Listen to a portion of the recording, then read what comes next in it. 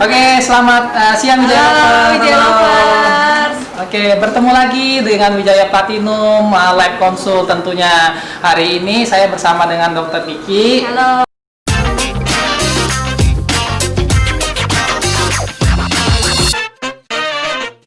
Di Wijaya Platinum Kabar. BSD. Oke, hari ini kita akan bahas tema yang menjadi permasalahan kulit hampir setiap orang kali ya dok ya. Yaitu pori-pori besar, kelebihan muka berminyak, dan bekas jerawat penahun yang udah nggak sembuh-sembuh, kunjung sembuh-sembuh, benar dok. Oke, langsung saja dok, kita masuk ke penanya pertama dok. Di sini ada pertanyaan dari Kak Ega 110. Halo. Oke Kak Ega. Dia nanya nih dok, saya punya masalah pori besar, apa solusinya dok? Pori-pori besar ya, biasanya kalau pori-pori besar itu sebabnya ada 3. Yang pertama, tergantung sebabnya, jadi penyelesaian masalahnya tergantung sebabnya. Jadi ada 3. Yang satu, karena genetik, biasanya emang udah gede dari sananya. Terus yang kedua, biasanya karena usia, jadi proses aging kan elastisitas kulitnya berkurang, jadi dia otomatis melebar. Nah kalau yang masih muda, terus porinya besar, kulitnya berminyak, nah biasanya karena produksi kelenjar minyaknya berlebihan, jadi dia buat keluarin minyak kan lewat pori-pori, makanya pori-porinya otomatis jadi gede. Nah jadi buat kalau nyelesain masalahnya tergantung tadi penyebabnya apa. Kalau karena aging berarti kan penurunan elastisitas, jadinya kita biasanya treatment yang buat merangsang kolagen. Biasanya dengan microneedling atau PRP, Dermapen, Mesobright ya kalau di Wijaya, ada Smart Skin, ada laser karbon juga gitu, chemical peeling juga bisa. Oke, banyak banget ya buat ya pilihan treatmentnya ya dok ya untuk satu permasalahan kulit tadi ya.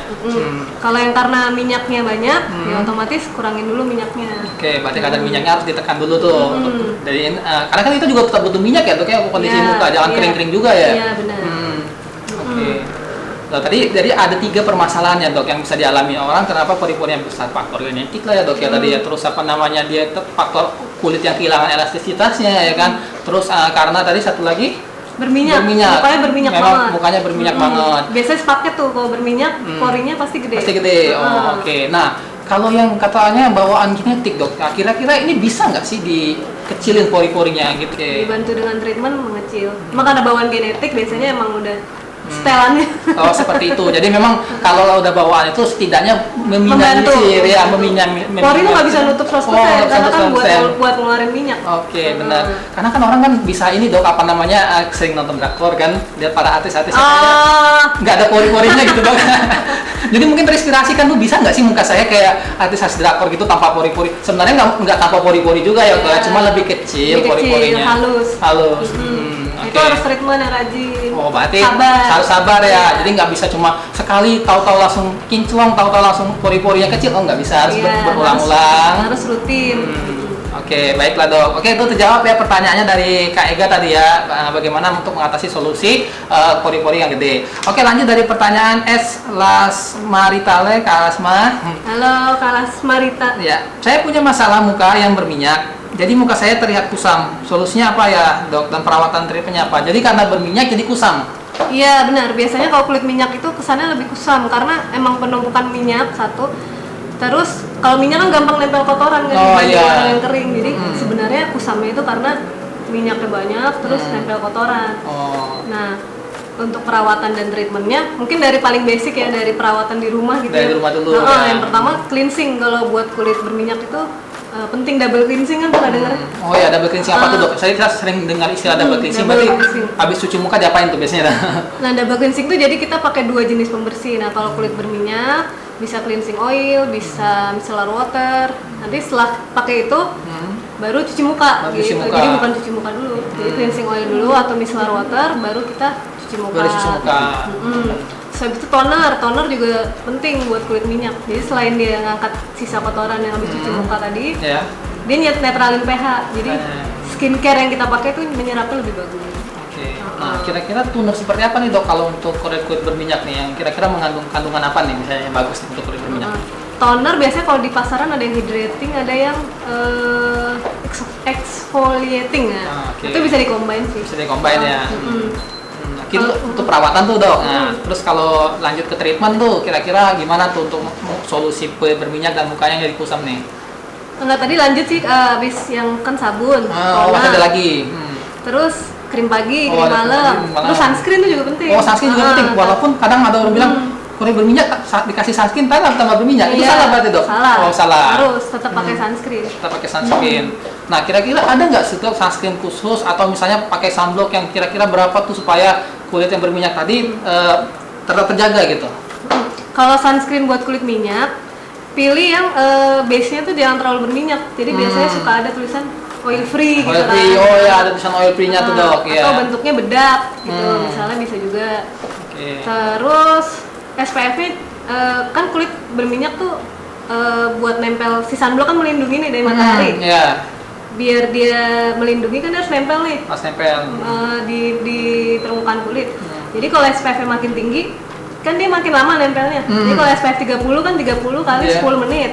Jadi 300 menit tuh dia harus menempel di Harus muka. nempel di muka. Apalagi kalau 50 kali 10 500 menit harus menempel Muka. di muka, berarti kan tambah berminyak. Hmm. Jadi biasanya kalau kulit berminyak, kegiatan nggak terlalu banyak di luar, SPF-nya yang 30 aja. Oke, berarti jangan terlalu tinggi ngambil SPF-nya untuk orang yang kondisi mukanya berminyak itu. Oke. Tapi kalau kegiatan banyak di luar, bisa juga siang tuh dicuci pakai sabun dulu. Dicuci dulu, dibersihin dulu, baru pakai lagi. Harus pakai sabun, jangan cuma air doang karena nggak akan menghilangkan minyak. Minyaknya tadi. Heeh. Oke. Jadi cuci muka dulu pakai sabun, baru di reply lagi si sunblocknya. Ya kalau Oke. seharian di luar kayak gitu. Begitu. Dan tentunya tadi pakai sabun cuci muka yang khusus untuk kulit berminyak ya, Iya Dok, ya? benar, kayak sabun yang buat ngurangin minyak. Jangan pakai yang cuci piring, Dok. Karena kan Nanti yang larut nih, lain ya. pikir orang kan supaya keset gitu kan. Oke, tadi jadi jangan pakai sabun yang bukan khusus untuk kulit Iya berminyak. harus pastikan. sesuai jenis Harus kulit. jenis Cari kulitnya. yang buat minyak atau yang buat jerawat, biasanya buat berminyak juga sih pasti. Nah, tadi disebutkan, Dok, salah satu treatment untuk apa namanya mengatasi kulit berminyak tadi ada yang berbentuk karbon ya, Dok ya. Iya. Kan sering banget nih kita dengar nih istilah karbon gitu. Apa sih, Dok, sebenarnya karbon itu sendiri, Dok? Sehingga kenapa punya manfaat untuk mengatasi kulit berminyak dan muka kusam gitu. Laser karbon ya itu lagi kekinian sih. Iya. Itu dia satu treatment baru yang disukain orang karena nggak ada downtime-nya. Downtime itu fase jeleknya lah gitu. Iya. Setelah tindakan biasanya kan kalau laser merah-merah, Iya. keropeng-keropeng gitu, ini nggak ada.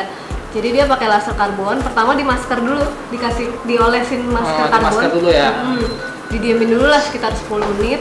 Itu fungsinya buat nyerap minyak sama kotoran. Oh, jadi begitu pas fase masker itu dipakai udah ada tuh penyerapan minyak dan Iya, kotorannya, Dok. jadi minyaknya keserap nih sama dia, yang di pori-pori keserap semua sama si masker karbonnya, terus dilaser, ditembak. Kan tenaganya tinggi tuh. Iya. Stek gitu kan. Ada jangan jadi jangan heran Ada ya, backsound-nya. jangan heran kalau ada suara kayak percikan-percikan Iya. gitu. Karena lagi proses ya, Dok ya. Iya. Jadi dipecah tuh kotoran yang nyumbat pori itu semua dipecah. Stek gitu. Makanya dia habis laser tuh biasanya bersih banget mukanya, halus. Waduh, langsung halus ya, Dok ya. Halus, lembut. Terus juga kulit mati keangkat kan dengan tenaga dari Dengan tenaga dari si laser tadi. Hmm. Jadi lebih maksimal tuh untuk pengangkatan kulit mati, kotoran dan minyak tentunya ya, Dok ya. Benar, Ngurangin oke. minyak juga. Berjerawat pun boleh nggak apa-apa. Karena dia membunuh kuman. Bisa juga, Dok. Bakteri Jadi penyebab kondisi jerawat. orang berjerawat bisa juga melakukan facial laser karbon ini. Tapi konsultasi dulu sih. Tapi ya dilihat tetap dulu. harus dikonsultasi dulu Dilihat kondisi jerawatnya seperti apa ya, Dok ya. Benar. Oke. Biasanya kan dibantu juga sama krim atau buat minum, kalau perlu dia harus dilihat dulu. Oke, baik. Oke, buat kalian tuh direkomendasi banget tuh untuk yang punya masalah kulit kusam, terus apa namanya berminyak, pakai laser karbon pasti langsung mukanya bersih Iya, seketika. sekali aja langsung kelihatan. sekali aja langsung kelihatan tuh. Oke. Cuma jadi- namanya treatment tadi balik Ya. lagi harus rutin. Harus rutin ya, Biasanya tetap. 2 minggu sekali boleh lah. Boleh. Oke. Oke, lanjut, Dok. Pertanyaannya udah terjawab ya, Kak ya. Oke, lanjut ke pertanyaan selanjutnya. Rida Ayu. Rinda Ayu, Oke, halo. Rida Ayu.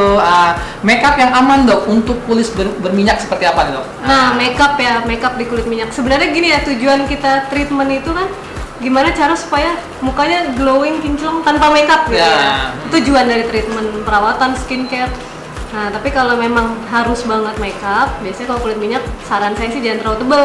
nggak Karena usah kan terlalu tebel. nutup pori, nanti takutnya minyaknya mau keluar ketutup makeup, jadinya tersumbat, jadi Tersumbat. gampang jerawatan. Nah, iya kalau udah tersumbat bisa jerawatan ya, Dok. Nah, jadi kalau makeup yang aman biasanya pilih yang non komedogenik. Biasanya Oh. suka ada tuh kalau cari kosmetik dilihat aja. Biasanya ada ditempel tulisan non Non-komedogenik. komedogenik. Ya, berarti itu aman ya untuk kulit berminyak tentunya, Dok ya. Oke. Terus kalau kulit minyak kan harus ekstra hati-hati, ekstra bersih ya. Jadi kuasnya, sponsnya, Oh, nah iya. itu juga harus Perlengkapan diperhatiin. iya. Nah. harus perhatiin juga dibersihin gitu. Jadi bersihinnya tuh direndam pakai air hangat, pakai sabun, seminggu sekali lah. Oke, berarti seminggu sekali. Kadang orang kan ada yang males loh, sampai hitam dok. Iya. Sampai hitam terus apa namanya baru Makeup lama, Iya. udah ada ruasa, udah sayang masih ada masih dipakai lagi. gitu. Oh, itu bahaya Itu banget udah tuh. kotor. Bisa menyebabkan nanti bakteri itu lebih aktif ya dok ya, menempel di kulit wajah kamu. Jadi mendingan sterilin pemakaian makeupnya tadi kan, terus kalau memang udah kotor ya baik diganti ya dok ya. Terus jangan touch up. Oh, nggak boleh touch up juga. Oke. Pakai kulit minyak. Jadi muka udah berminyak, udah nempel kotoran, ditempel lagi lah ke si bedak itu. Sponsnya besok dipakai. Pakai lagi, oh. Perawatannya jadi kuman jerawatnya ada di sponsnya itu. Karena muka Gitu. berminyak lebih rawan nempel kotoran ya dok Iya, ya, lebih lama iya. kotoran itu. Oke, baik. Itu tips dari Dokter Niki. Kalian untuk yang punya muka berminyak, tolong makeupnya jangan tebal-tebal. Atau lagi lebih baik treatmentnya aja yang dibanyakin dok. Iya benar. Iya betul. Treatmentnya aja yang dibanyakin. Dengan treatment. Jadi cukup tipis Jangan aja. di-filter ya di Iya, makeup, tapi iya. treatment. Treatmentnya aja yang dibanyakin benar. Jadi makeupnya tipis-tipis aja lah gitu kan. Oke. Baik, sudah terjawab pertanyaannya tadi, tips bagaimana cara memilih makeup yang baik untuk kulit berminyak.